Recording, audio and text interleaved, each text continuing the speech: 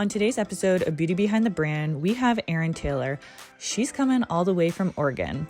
She is a lash artist, a lash educator, a speaker, just so many things.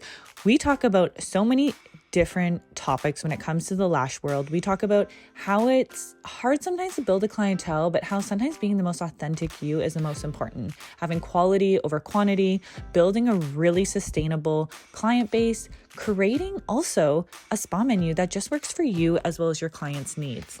There's lots of things I think within the lash industry that she also verified that are also happening in the US.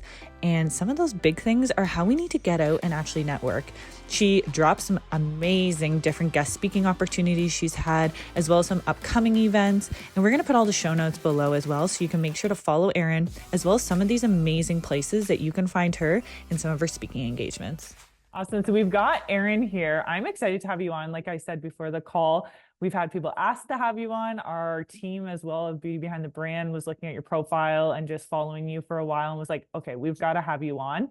I think it's amazing what you're doing for the industry. And I think that's why you've been recognized as well through our community. Even though we're a Canadian podcast, I feel like the world is so well connected, right? With social media and especially the lash industry. It's actually such a small world, how everyone's interconnected. So happy to have you on, Erin. Yeah, thank you so much for inviting me on, Nicole. I really appreciate it. And it's like the most honorable thing to me that if people were requesting me to be on here. It's so funny because like I live such a normal life, and every time that like I get invited to do something like this, I'm kind of like starstruck. I'm like, oh my gosh, really? Me? Like little old me? Well, that's good. It means you're humble, right? I think that's a huge part Oh, of the industry is, I mean, social media, right? I've been loving that trend where it's like reality versus like real life and actually seeing what like the behind the scenes. And I always say that like when we do photo shoots or on panels and things like that is only a small percentage of our life, right? Of oh our yeah. everyday. Oh yeah, absolutely. Yeah, for sure. Amazing. So let's dive into your story. I'm excited to hear, like I said, I feel like I know a bit about you, just obviously doing some research and following you and knowing what kind of got you into the industry. And I'm excited to hear your story. Yeah, so I entered the lash industry by accident in 2017. So originally back in high school, I really loved braiding. I loved the beauty industry. I wasn't a very studious kid. Let me tell you what, I was not great at school. Academics is not my strong suit. I have ADHD, and so it's really hard for me to kind of focus and apply myself in a really great way for academics. So passed in high school with a solid 2.7 GPA, and I was passing and I was stoked on that. And I loved beauty. And so I did all of my friends' hair for prom every year. And I, braided. I had a 17-year-old Instagram page for all of my braids back in the day. Like when Instagram first came out, I was taking them on my iPod Touch. Like it was a crazy time. But I ended up deciding back then that I wanted to go into the beauty industry at some point. I went to college for 2 weeks, and I dropped out. Hated college. Not for me, not my strong suit. I probably went to 3 classes in that whole 2 weeks. I skipped the entire 2 weeks, and I couldn't follow it. It wasn't my strong suit, and so, it was gonna be either between, being in the hair world, being a hairstylist, or doing body modification. I really entered the body modification world and found a really big love for that. I loved artistry in general. And so I've always kind of found myself magnetized to that sort of artistry world. But I ended up, after I dropped out of college, I became a caregiver, and I was a caregiver with the intellectually disabled community for about 2.5, 3 years. And I was averaging working 60 to 70 hours a week. And I absolutely fell in love with that community. It totally stole my heart, and how much joy that community really brings to people. And so originally, I was planning on going back to college to study some sort of social science, some sort of human design, sociology, human development, psychology.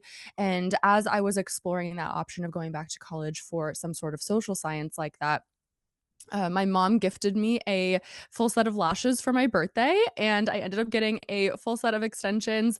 And the poor girl, the entire time, I just chatted her ear off and I was asking her all of the logistics. What's the laws? How do I do this? What are you doing?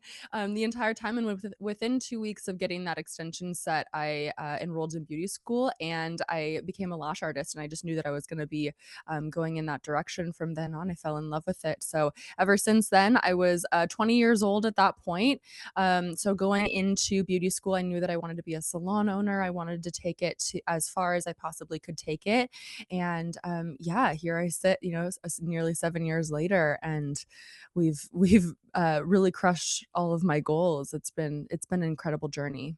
That's why I love podcasting too, is because you almost like when you get interviewed, I know you have your own podcast as well, but sometimes when you get interviewed, it's almost like, holy, I have done all this in this short amount of time, right? It kind of puts it into perspective a bit. Yeah, yeah. So I ended up opening, well, I was a lash artist in my hometown. I built my clientele from scratch and was able to do that within the first, couple of months. I had a full clientele. I ended up having a knee surgery and I, took a big hiatus from my clientele. Right after my knee surgery, I ended up moving my entire business to a new town and rebuilding my clientele. And within about 2.5, 3 years of relocating my business, I then decided to build and open now what's called Undefined Studios, which is my creative studio space. And I didn't have the vision of owning a salon, so I created a what's Undefined Studios. I just believe in celebrating all art forms. And yeah, so I've had Undefined Studios now for 3 years.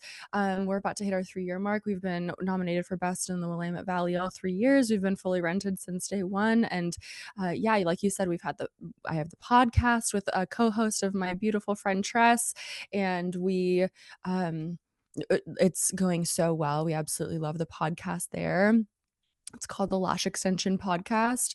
I'm an educator. I have my online academy. I, am now able to speak at events and be invited to do that now. And it's been a crazy journey. Like looking back at all of it, I'm like, oh my gosh, it feels like everything happened so fast, but at the same time, it feels like it happened so slow, you know? Oh, I know that feeling. It's like I said, when you're looking back, you're like, what happened last year to what this year? And I feel like Mhm. entrepreneurship's like that. It can be fast moving almost when you don't want it to. And then when you Mhm. want it to be fast moving, it seems so slow, right? It's like Yeah. that it almost like morphs your brain a little bit of like, okay, where is the business going? Or you have such a creative mind. I feel like that's a lot of people in the beauty industry, right? Might not be good at Yeah. like the traditional school, which is fine. But as soon as they have their passion and drive, look at what you can accomplish. Yeah, I 100% agree. Yeah. Amazing. So one of my questions I had for you too was when opening up your studio and changing like all these different towns and things like that, what is some advice you would have someone having to build a clientele? Because you've had to do it multiple different times in different areas as Mhm. well. So what was kind of your mindset going into building a new clientele? Yeah, Nicole, that is such a huge topic of building a clientele and all of the moving parts with that. So to kind of sum it up, there's so many, Yeah. there's so many uh, I want to say tangible things that you can do to build a clientele, strategies around it and things to be really aware of. But I would say first and foremost, nowadays in the age that we're living in, most people are relying 100% on social media to build a clientele. And in my experience, even just 7 years ago when I was building my clientele twice, I would say 90% of my clientele actually was originally built from word of mouth and from referrals. And I want to say the traditional way, or like the older Yeah. way before social media, for beauty businesses and service providers to build a clientele, I focused in those traditional areas because they still work. You don't have to be on social media. You don't have to fully rely on social media to build a clientele.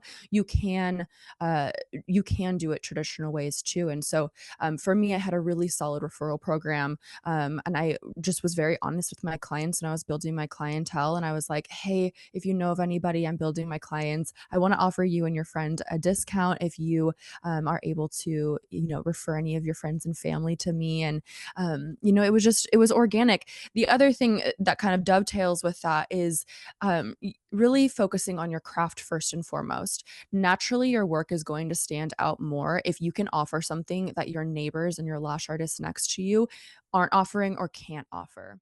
Hey there, beauty enthusiasts. Are you ready to take your skills to the next level and dive into the world of lash lifts, tints, and brow laminations? Look no further than Muskoka Beauty online courses. With Muskoka Beauty, you'll learn the artistry of lash lifts and tints and master the technique of brow laminations, all from the comfort of your own home. Plus, each course comes with a full kit included, ensuring you have everything you need to succeed. And here's the best part. Our listeners get an exclusive offer. Use promo code podcast10 to save 10% off any online course at Muskoka.com. So why wait? Elevate your beauty game today with Muskoka Beauty online courses. Visit Muskoka.com and enroll now. So when I really, really mastered my retention, I started guaranteeing my work for the first 72 hours after every fill and full set. I still have that guarantee for all of my clients to this day.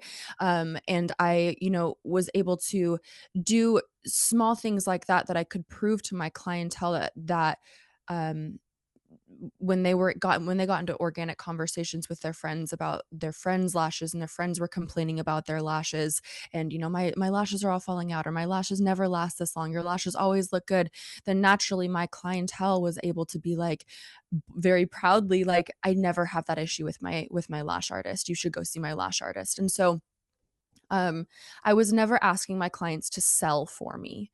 I was always making sure that my craft was coming first, and I was offering the best work that I possibly could, and finding ways to stand out in my local area. So that way, when organic conversations came up between my clients and their friends and family, or any, a barista at the coffee shop in the Yeah. morning, that naturally they were able to be like, no, no, no, girl, that's not how, your lashes should be lasting or looking or feeling or whatever it is. And so here's my lash girl's number. This is 3 weeks. Oh my gosh.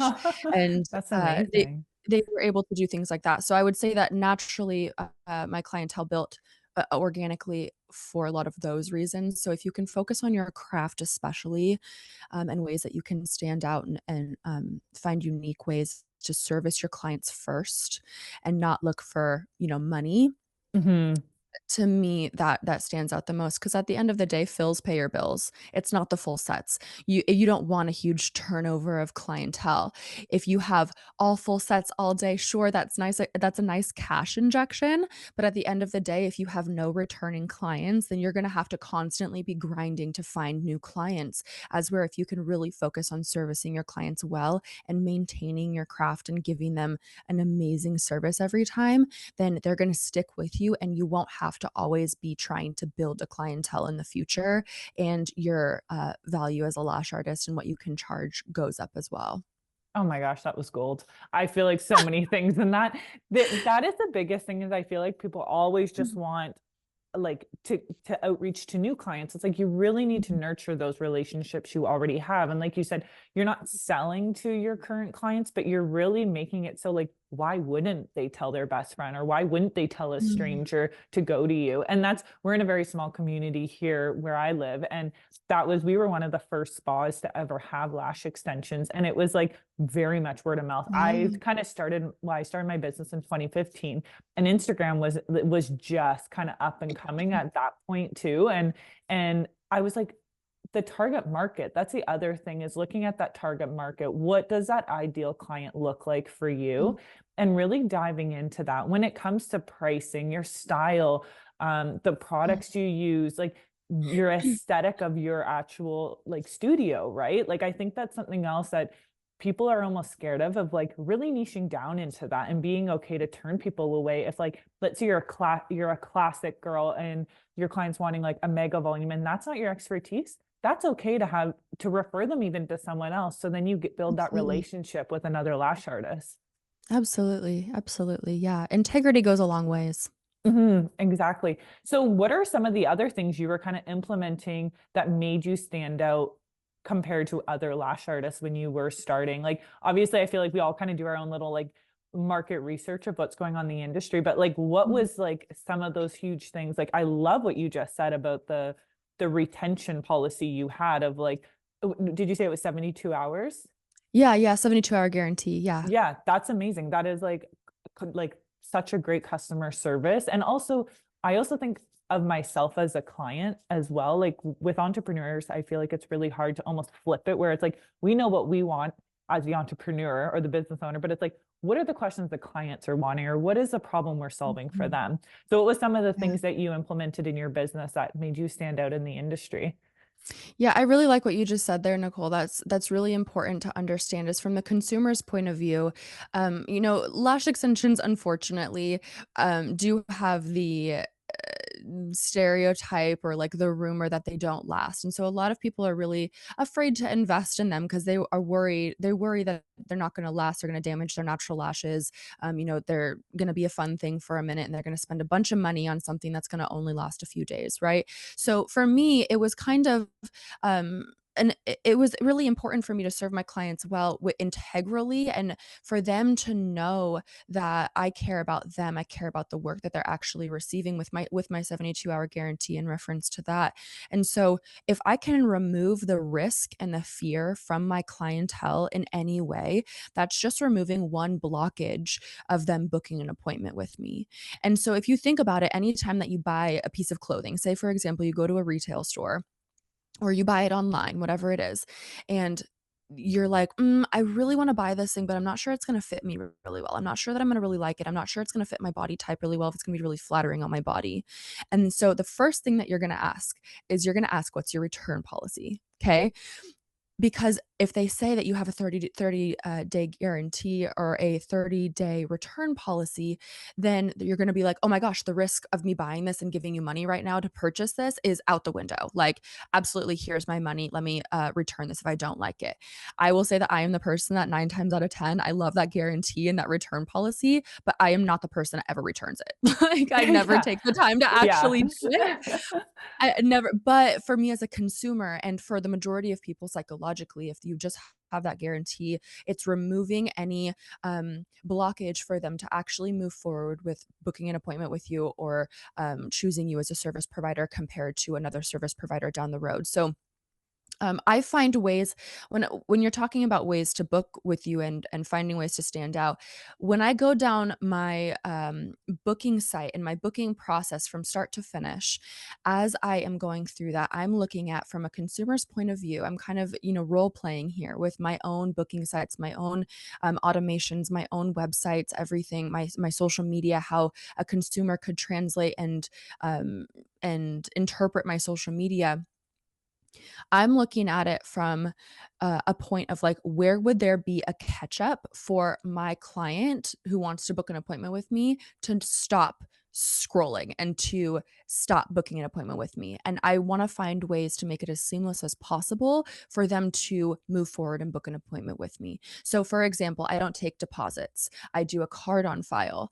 And psychologically, just them, wanting to book an appointment, going to their wallet, pulling out their card, typing in their card information, and then checking the box that they acknowledge that there's 100%, fee if they no show their appointment. 9 times out of 10, that's going to be enough deterrence for somebody to actually no show your appointment. However, if you have that deposit and somebody's like, oh my gosh, I want to book this appointment for 3 months in the future, but I don't have the money to do it right now and pay a deposit to somebody that I've never met before and to that like I want to save up for the next couple of months before actually having the money for my appointment. That to me as a consumer could be one of those blocks that stops somebody with the booking process. Does that make sense? That makes so much sense. I feel like that's the biggest thing. It's like I even talk about that with like parking at a location, right? Like Yeah. you've got to make it from the first thing they do, even finding your phone number, even finding your Instagram page. Like you've got to make it like I say, make it stupid simple. Like Yeah. anyone and everyone can do it, but then also make it like you, right? Like changing the colors, making the branding, even having about you, right? I really have a hard time with whether that's hairstylists and makeup, anyone where like I'm scrolling and there's all these beautiful lashes, let's say, but like there's nothing about you as a person. Like I don't know, it takes that guesswork out of like, who am I booking with? I don't even know showing up what the face of that person looks like as well. Yeah. is so important, kind of putting a name and a face to that craft and that talent, as well as just making it personable as well, is Yeah. putting your own creative flair and your personality behind it. Yeah, people love knowing who they're gonna be meeting and who they're booking an appointment with. People wanna support people, you Mhm. know? They wanna get a service, sure, but they wanna understand who the person is that they're supporting and the small business that they're gonna be investing in, and seeing if it's a good fit, if they're their style, you know? So yeah, going back to your original, question, I kind of No, it took was a left turn there. brilliant. No, it was Um, so good. but coming back to another way of standing out, you know, in your local industry, for me, it was retention. Like I said, one of the stereotypes with lash extensions is, and one of the risks to a consumer with booking a service with lash extensions is that they're going to pay all of this money and then their lashes aren't going to last. Yes, So for yes, me, if I could A, have that guarantee, but B, if I could master my retention to a point that I never actually have to, fix my clients' retention because they never yes. have problems, then it's the best of both worlds. My clients are unbelievably happy because their lashes always last, right? So I focused on my retention a lot and I ended up mastering that. I have my Secrets to Retention online course that's out now that I teach everything that I've learned about retention for everybody to be able to also guarantee their lash retention to their clients as well. But with that, I also niched down, like what you were saying, Nicole, about people being really scared to niche. I found Mhm. a niche of artistry that I wanted my work locally to be identifiable. I wanted Yes. when my clients went down to the, you know, local grocery store, or they went to the barista and they went to go get coffee in the morning or wherever they were going, I wanted my work to stand out. So mapping, I ended up specializing in shorter links and I really started mapping people very intentionally. Originally, I was a Russian volume trained lash artist until I found that that wasn't a very efficient way of lashing here. And so I fell in love with it though. I originally wanted to niche myself in my local area as a Russian volume artist. And so with that, I ended up kind of finding ways to make Russian volume a very efficient way of lashing. And so I found, you know, the flower bouquet technique and American mega volume with ultra fine 0.02, 0.03 diameters. And so I would say my style now is a mix between Russian volume and American mega volume, I and love and it that. yeah, and it stands out now, and so, you know, now I only specialize in mega volume and what I call classic plus, which is just a couple unfanned, 0.02, zero point zero 0.03 lashes on, a single natural lash, and, those are the only 2 sets that I offer now. I very, quickly removed hybrid lashes. I think that those are a specialty set that they should be charged more. Don't get me started down that rabbit hole. But, then I removed classic lashes, and then I removed volume, and, um I wanted to be niched down as a mega volume artist in my area. And I also have the opposite for any of my more natural girlies that want, you know, a more classic a mascara look. I can also offer that too. But my overhead, I'm not stocking many inventories of different diameters of lashes because I can do all of these looks with the ultra fine diameters. So overall, my clients are very happy. I'm niched down. I'm saving my overhead. It's best of both worlds for everybody. Yeah.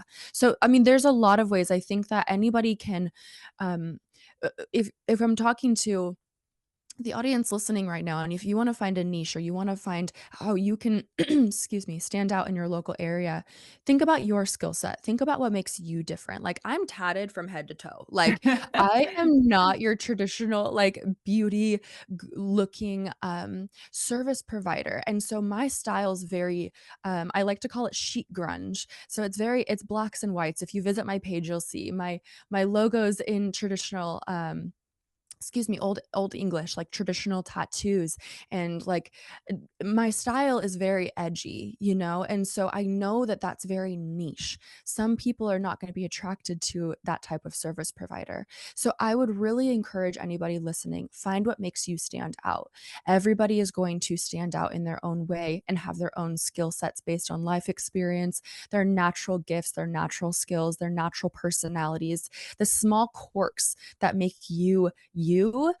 it's like with your best friends, like, Mm, mhm. the reason you love your best friends is for their tiny quirks, you know? If you can really hone in and focus on those small things that make you different from anybody else, that's what makes you stand out. Make that the forefront of your business and of your branding. Oh my gosh, all these things. I'm like, okay, we need to save that clip. We need to save that clip, all the things. And oh my gosh, we were just talking about niching actually the other day at our brick and mortar location because we were talking about that. It's hard almost to pull that band-aid off of turning away those clients or turning away those services. But that's Yeah, exactly what we were talking about as well, is like the inventory. That is a huge part that I think the public doesn't see as the client of the yeah. inventory, the tracking. Also, as an lash artist, if you're halfway through a set and you run out of what you need, that's kind of a problem, right? Like we need different tools to be able to, it's a trade, right? We need tools in order to offer the service and the treatment that we're doing. So that is a really great point. What was kind of your mindset going into that and really changing your menu when it came to lashing? Was it something you Mhm. thought about for a long time, or you just kind of knew in your heart that like this has to be done, whether you that was kind of in transition of moving to different locations, or what was kind of your step by step with that? Yeah, so I ended up doing a few different changes to my menus that I would recommend to everybody. So I only have one full set cost, doesn't matter what style you're getting. And I have one regular fill price and one extended fill price. I don't do my fills by weeks or by dollar amount. So, for example, if you have a classic hybrid volume, mega volume on your menu, originally had, a $10, $15 difference between each of the sets. I don't do that anymore because at the end of the day, I'm putting in the same amount of work and I can get a mega volume full set done in the same time that I can get a classic set done. So time wise, I can I can do everything in the same amount of time. So that's how I started pricing myself was time wise. As far as removing different sets and as far as, kind of deciding where I wanted to be, I really found what I loved doing, the type of artistry that I loved doing. And because I ended up making my full sets and my fills all one price, it was kind of funny how it happened that way because I noticed that clients were getting, classic lashes or they were getting hybrid lashes or volume lashes when really they wanted the style and the look of mega volume, but it was the price point that was stopping them from getting the set that they wanted. They were kind of price shopping. So for me, it happened a bunch of different ways that was very beneficial once I created, all the same price points. My clients were much happier. I eliminated price shopping clients that were just trying to go to the cheapest artist because oftentimes loyalty will not they won't be the most loyal clients. So now I have one of the highest prices, in my area, both for fills and full sets, and now I know that every client that books an appointment with me is coming to me because they want me as their artist. So I don't have a lot of turnover, if any turnover anymore with my clientele. I've had closed books for like 3 or 4 years now.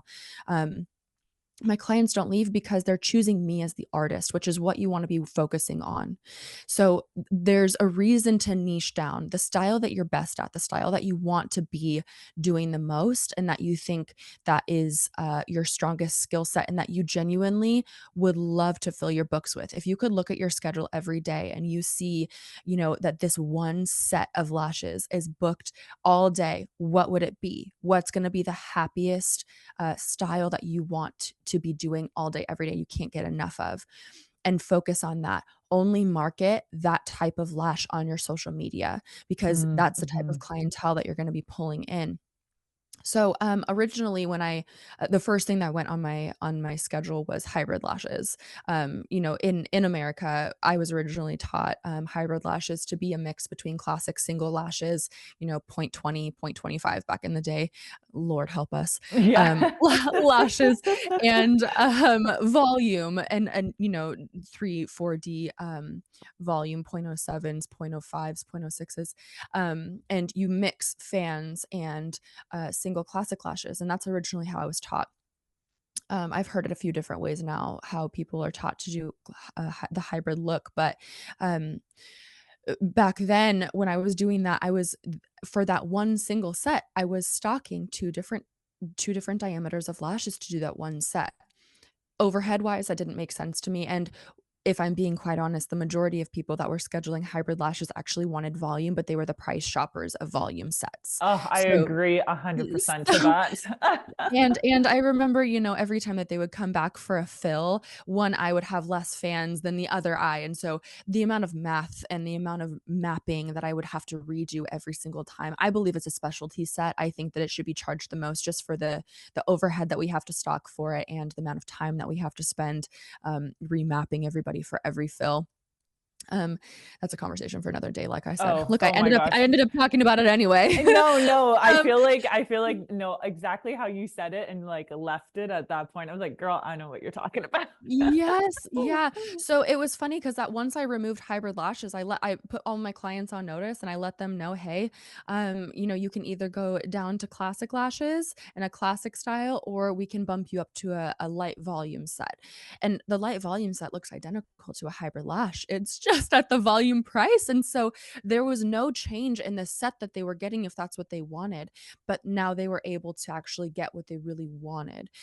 So for me, Mhm. hybrid lashes was the first thing to go. I believe that classic lashes, if I'm remembering correctly, was the second thing to go on my schedule, simply because once I got rid of the hybrid set, let me back up. The majority of people that ended up, in my experience, starting with classic lashes always ended up bumping up to hybrid, probably within the first fill or second fill, because they're like, okay, I Yes. understand lashes now. I want a little bit fuller. I want a little bit more zhuzh, right? And so I realized that it was happening a couple different ways where clients would book the cheaper full set and then at their first fill they would want more. And so I felt a little bit taken advantage of as the artist in that form. So that bothered me, but also, I didn't have once I transitioned out of hybrid, the majority of my clientele wanted volume, and so I only had literally 2 clients that were getting classic lashes at that point because they all wanted to bump up very quickly afterwards, and so I was like, "Well, you might as well start at the level and the style that you actually want," and so I got rid of classic lashes, and they all got the style that they wanted, and eventually I ended up, removing volume because it was just taking too much time, and I can create a very similar style with ultra fine diameter. So I ended up niching down to mega volume and eventually brought back what I call classic plus, with the same ultra fine diameter lashes. And yeah, that's kind of how that ended up happening. I just kind of let my clients know, and once I transitioned all of my full sets and my fills to one price, and I went by time.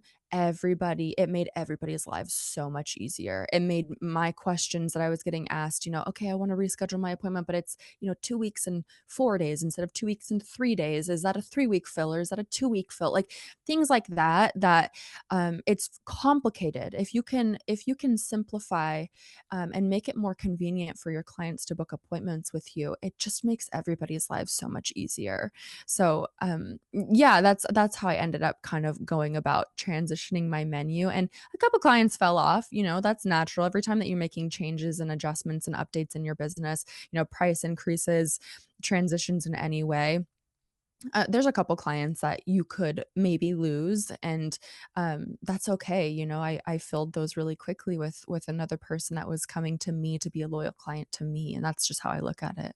No, and there's always positive in that as well. It's hard not to sometimes take it personal, especially when you've been doing it for so long and have that same clientele. But then it's like you're offering them something that works for you. Got to look at the percentage, right, of how many people you made happy. And maybe, like you said, a few of them end up going somewhere else, but that's also okay too, knowing that now they're being served with what they need to kind of get that Yeah. exact service they're needing.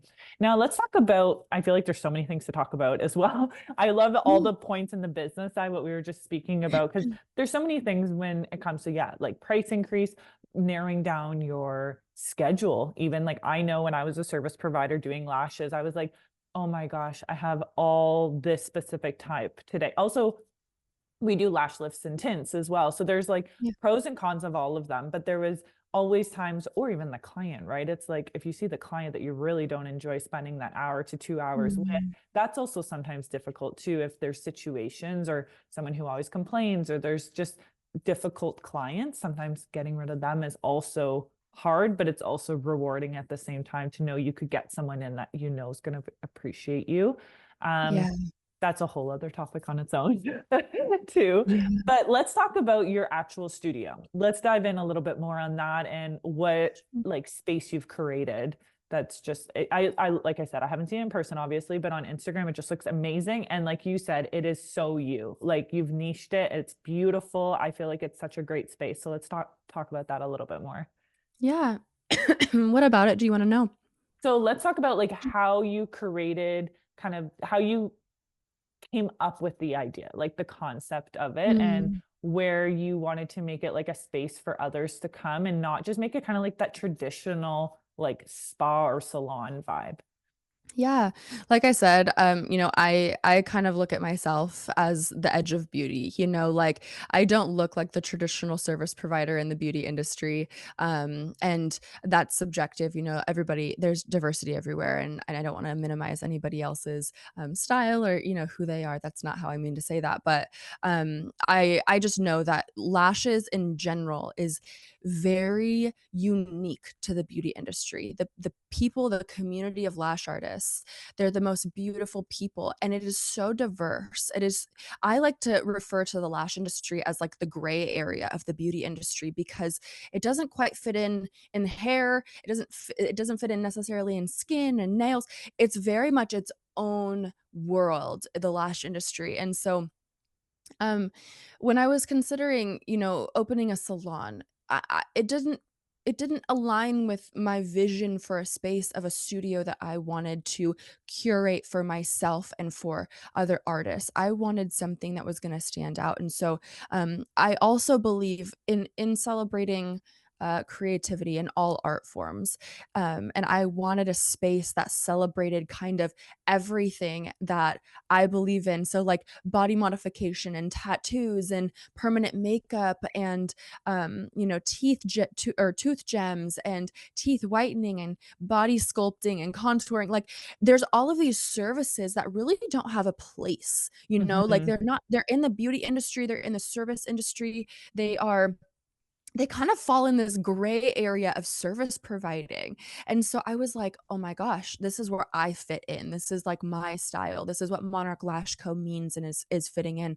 So I when I was thinking about if I want the salon space that I wanted, and originally I did want a salon, it quickly morphed and I was really sitting with it. I was praying on it and really thinking about the vision that I had for it. And it wasn't a traditional salon in the sense that I didn't want hair, skin, and nails to be the only thing in my salon space. So, what I refer to now as a creative studio space, I just really wanted to create a collective of all artists to celebrate all art forms. And so I named it Undefined Studios because I believe that art is undefined. It can't be defined. Hey there, beauty entrepreneurs and self care enthusiasts. Are you looking to enhance your beauty business with a top tier lash serum or simply seeking to elevate your own beauty routine? Look no further than Muskoka Beauty Lash and Brow Enhancing Serum. Proudly made in Canada, our serum offers the perfect blend of nourishing ingredients to naturally enhance your lashes and define those gorgeous brows. Whether you're aiming to retail a sought after product or enhancing your personal beauty, Muskoka Beauty has you covered. And here's an exclusive offer just for our podcast listeners. Enjoy a fantastic 15% off discount on your order. Simply use the promo code podcast15 when visiting muskoka.com to claim your savings. Again, that's promo code podcast15 for 15% off our lash and brow serum. By the way, it is our best sellers, so can't wait to see your before and afters. And nobody inside of it as artists can be defined. And so I just wanted to create a roof that every artist can come and find a home to do their art and take their clients and feel like they're supported in a community of like-minded, driven and ambitious fellow business owners. And so that's kind of how Undefined Studios was born. Yeah. I love that because, like you said, it is like I've been lashing for over 10 years, and same thing. Like when you were talking about the 0.20s and 25s, I'm like, oh my gosh! And the pods, like strip lashes, that like Yeah. wasn't even a thing. Like the actual strips to come off. Like I just remember looking back, and that was a thing in aesthetic school. Someone came in to teach us lashes, but like Mhm. it was just so new. Same with like teeth whitening, like all these different things are like an additional add-on. But like you said, they don't really have like they're not a like it doesn't have to be like a soothing spa or like a hair salon where there's blow dryers going. Like it's got its own niche. And that's where I think it's amazing the community that lashes have created for that. And even for yourself, like creating a safe space, even for those other people who same with like permanent makeup. That's another great Yeah. example you mentioned, right? It's not quite spa and it's not quite hair, but it's like its own category of beauty in its Yeah. own. Yeah, like, and even, nurse injectors and, Yes. like, Mhm. there's so many that, massage therapists, there's so many that, are beautiful, and I wanted to have a place that anybody can, come, in a facility that can house anybody and everything, and even if somebody wanted an office, like a graphic designer or, like, I don't know, if they needed a space to just come and take their clients, do their consults, and do their work, like, I wanted it to be such a versatile space that, like, would celebrate any single type of artistry or shit, if somebody wanted to come and paint in there, like, I didn't it that wasn't my vision. I didn't want specifics in my space, you know? Oh, I love that. And to have community, right? Sometimes when as a solo Yeah. entrepreneur, as you know too, right? It can be hard and making decisions or even just sitting and talking. That's why I mean, that's also why you have a podcast and I have a podcast. It's to talk to like-minded people and actually like collaborate ideas. I always feel like so inspired after getting off calls like this because it like gets your mind motivated. It almost like instills that creativity again. And it sounds like your space has done the exact same thing for others. Yeah, it's incredible, truly. Undefined Studios is very magical and it's another story for another day. Maybe we can do another episode or something Yeah, on it, but definitely.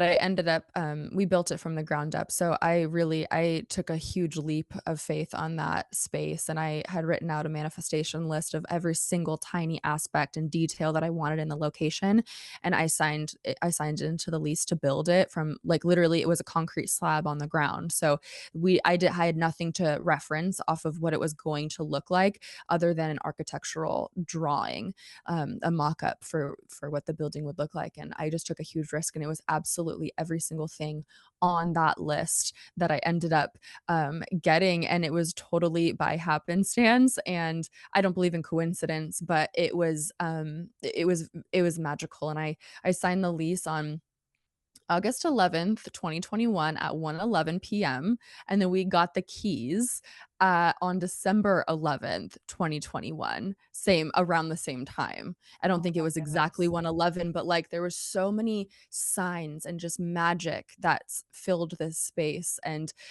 every day after work while it was being built, I went and I prayed over it, and I wrote notes. This is so silly, you guys, I'm gonna admit this. No, go for it. But I wanted to just bless the space and make sure that everybody that it was protected and that it was just it was I'm very woo-woo and I believe in prayer and I believe in energy and so I would write the space notes and I would go like just asking for protection and for success and for beautiful renters and for the most magical things. I would just make these little declarations that I would handwrite on these like ripped up pieces of paper sitting in my car after work.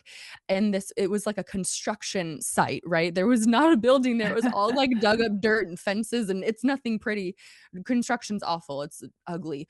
And I would go and I would bury it in the dirt on the land of the studio and I would pray over it and I would hold my hand there and I would I would really kind of declare it over the space and pray for it and I would take the papers later because it was an active construction site that someone someday is going to dig up that I was like okay someone's going to think I'm crazy like it was so I ended up taking the papers but like I spent so much time putting so much intention into thinking about this space and I feel like those small details are what make a space the most magical, and add the most little, sparkle to them. Oh, 100%. Yeah. I feel like people do that without physically maybe doing it where they're like manifesting it, but I love that you took it to the next level because it's like journaling, right? Like physically writing it and believing it and putting that pen to paper feeling of actually knowing that you're putting it out there to the world. That's what Yeah. sometimes when I say things on podcasts, I'm like, oh gosh, we have how many listeners that just heard me say this? I better do it or it better happen, right? It's actually Yeah. making it come alive. Now, just to kind of tie up, I know, like I said, you've done so many amazing things, and we've already talked about so many amazing things. But let's talk about the International Lash Expo. And I know you just got back as well from speaking from another event. What is that whole experience like for you, and how did you get into that? For speaking in general or just for Yeah, ILE? for like speaking in general, how you kind of got connected with that community and be able to Yeah. actually share your story with others. You know, Nicole, if I'm being honest, I just started serving and my social media ended up growing naturally because I was giving out free education and free tips and tricks, and my entire purpose in the lash industry is just to help others, whether that be with my story, whether that be with education, whether that be with creating a studio space that gives a home to artists and their business to have a safe space to come and do their art, or whatever it is, servicing clients. Like I just my goal and my intention is just to help people. And so naturally, when I was posting on my social media a lot, it ended up growing, and I was doing things differently, I would say, and naturally just networking at these events and talking with the most wonderful people that, you know, are brand owners and that are influential people in this world, and are just the kindest, most wonderful people that have a aligned mission with me, is just to help artists. So naturally, I ended up starting getting invited to speak at these events, and you know, ones that I really call to me, that I feel like are just the most wonderful events that I've gone to.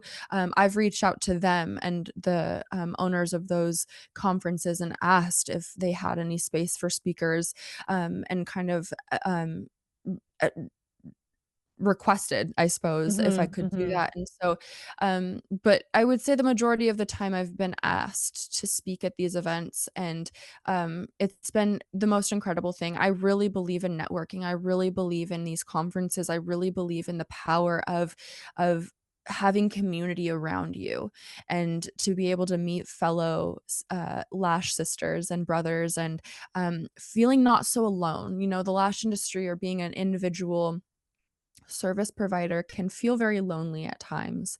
And Hmm. so coming to these events, not only is it free education, not only is it discounted product on the trade show floor, and being able to test product that maybe you didn't even know existed, or maybe you want to get your hands on it and sample things before you actually pull the trigger and buy them.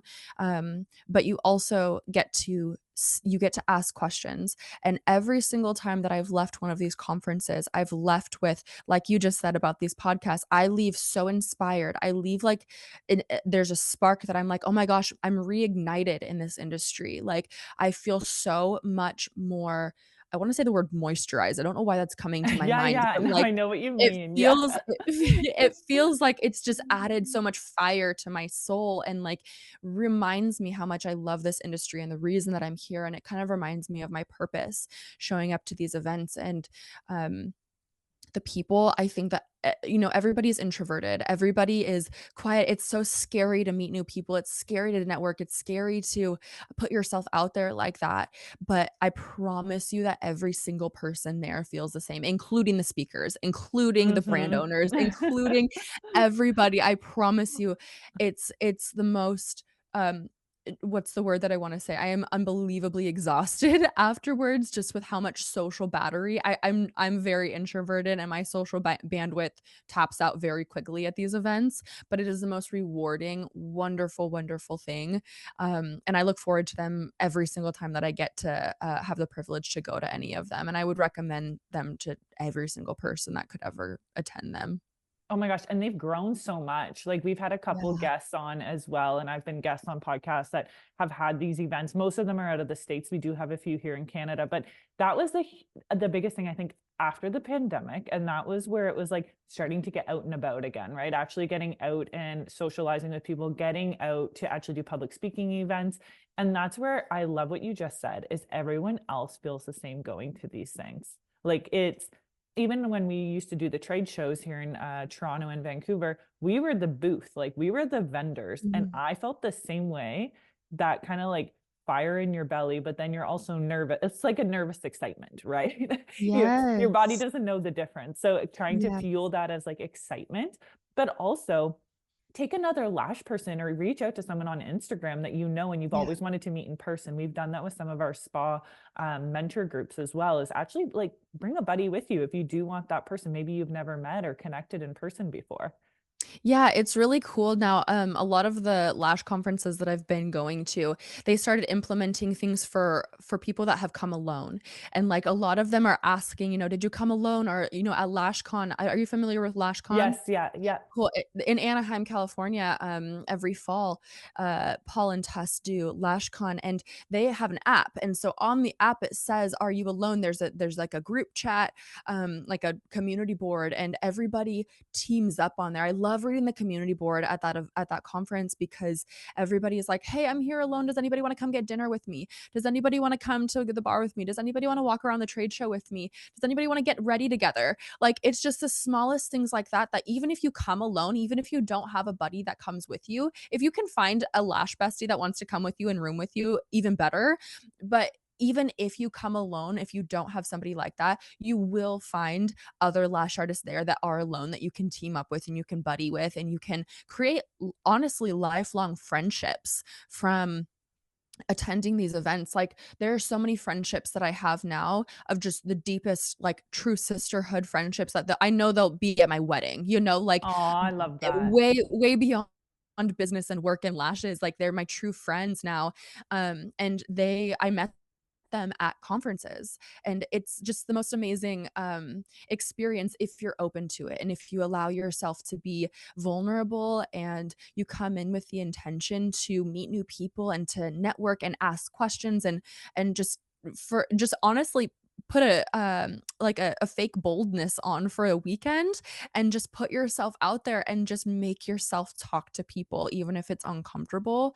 I promise the most wonderful things will come of it, and it's so worth it. If you've never gone to a lash conference before, you should. Oh my gosh. It's like knowing that you're going to come back from that and you're going to appreciate yourself putting yourself out there. And you all have something in common. You're all lash artists, which you're like basically living and Yes. breathing it, which is like every lash artist I know. But Tess and Paul, we've had them on our podcast. They are like a ball of energy. The two of them alone, like they will make you feel comfortable. Like no matter Yeah. what, if you're a complete stranger, they're going to just warm your soul and make you feel amazing. And that's where I feel like everyone's there for the right reasons, and especially the people putting on these events. They want what's best for you clearly because Yeah. they've put that extra thought in. If you're going alone, let's partner you up with somebody. Mhm. Yeah, yeah, Paul and Tuss do LashCon, and then Shelby from Lash Boss Radio, she does Lash Boss Summit, which is where I was just at this last weekend. I spoke there on a panel. She's wonderful, and Crystal and Carlos just did ILE. All of these people, every one of them, if you were to just walk up to them, they would give you the shirt off of their back. They're the most kind, genuine people that you've ever met, and I think it's really interesting too. Like, a lot of people, I think, go to these events and are scared to meet brand owners, meet influencers, and meet their lash idol, if you will. And I can promise you that every single one of those people are the most normal people that you've ever met in your life. And you can walk up to them, you can say hi to them, you can meet them. And it's one of my favorite parts of it because it makes everything feel obtainable for you. If you meet these people, you're like, oh, they're so normal, they're so nice. Like, why not me? If they can do it, I can too. Like, it just makes things it puts things in a very tangible form for the attendees at these events, and Mhm. and it just reignites everything and all the education. Everybody's just so wonderful at all And of they'll them. probably take your hand and help you. That's the other thing, is ask Absolutely. for help. I feel like that's like a very common thing I hear with a lot of entrepreneurs. It's like, well, how do I do that? I'm like, just ask. Like, what's the worst thing that they're gonna say, right? Right. Really. Now, And I think you'd be surprised. No one will be dismissive. Everyone's like, "Yeah, yeah, come on." Like, it's yeah. very welcoming. Amazing. Now, to close the podcast for today, what is something, is there anything I'm not asking or anything you would like to share with the audience? Just some like Hmm. closing notes you can think of kind of off the cusp of something that comes to mind? I don't think so. I think that we covered a lot of things. Do you have anything that comes to mind for your specific audience? I think for you, like, I want to applaud you, number one, of being such a young, ambitious, like, entrepreneur, like to start a business at 25 and then to flourish. And like what you were saying during the podcast time and time again of like putting yourself out there, what's the worst thing that's going to happen, right? Like even asking to be on a panel, right? That takes courage, and it takes that support in yourself and seeing that vision for yourself. So I want to applaud you on that. But maybe just like maybe like a little piece of advice on like confidence for some of our listeners who are Mm. thinking about booking that hotel and that flight to come to some of these conferences. What's something kind of get their Mm. mindset in that confidence aspect on like kind of a personal note? I think that everybody is always worried about themselves. They're always worried about, are they thinking this about me? Are they thinking this about me? And I promise you, everybody is in their own mind Yeah. thinking about themselves and worried about themselves almost too much to judge you. So when it comes to confidence, just know that everybody is thinking the same thing that you're thinking, and nobody is there to judge you. And if they are, they're not the energy for you. That's icky energy. We don't want that. So that's okay.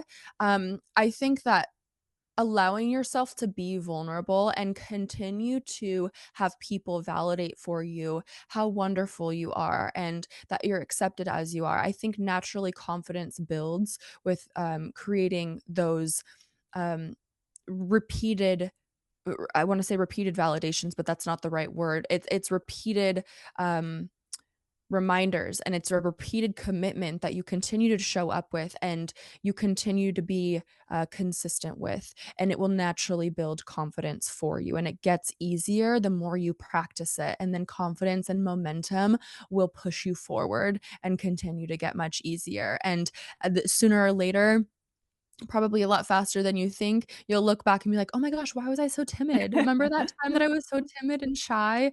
And now you're like, "I'm a pro. Like, I got this. I'm like, I'm so vulnerable. Like, I'm ready. I got my heart on my sleeve. Like, I'm ready to talk to all my friends," right? Like, it's very quick how, like, that repeated sense of, being accepted for who you are when you allow yourself to be vulnerable really builds natural confidence.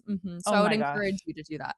Like, amen to that. I feel like that's just like its own, like on a personal and also like the older you get, I feel like that's the other thing. You've gone through life experiences, right? And you know you're gonna get through it. And what's the worst thing Yeah. that's gonna happen, right? So thank you Yeah. so much. I know you are very busy, so I appreciate your time today. We will definitely forward all the show notes below for your classes, your studio, all the things to make sure people are following you. And if they have any Yeah. questions, they can also come in and see what you've got going on for some of your retention training. There's just so many things you have to offer. So thank you so Yeah. much for spending time with us today. I Yeah. appreciate you so much, Erin. Thank you, Nicole.